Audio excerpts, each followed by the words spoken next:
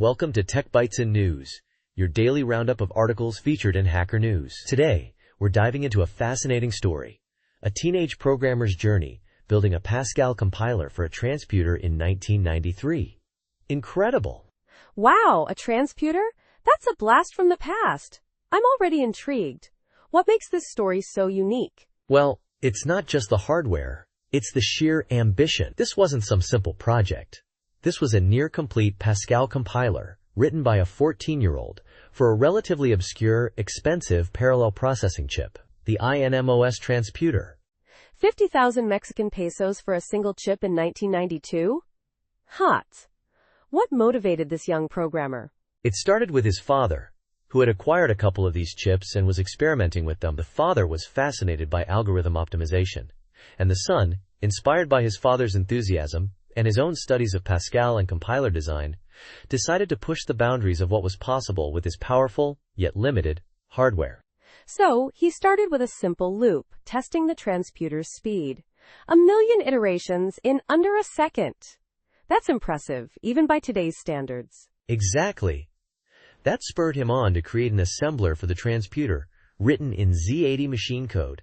Can you imagine? Then, he adapted a tiny Pascal compiler, initially written in BASIC, to generate P code, which he then translated into Transputer assembler. But the BASIC compiler was slow, right? How did he overcome that? That's where the Dragon book comes in. He learned about tree generation for expressions, a technique that drastically reduced the number of push and pop instructions, leading to much more efficient code. He also transitioned to Turbo Pascal for the compiler itself. Ah, the classic compilers, principles, techniques, and tools. A rite of passage for any aspiring compiler writer. But even with Turbo Pascal, he ran into memory limitations, right? Yes.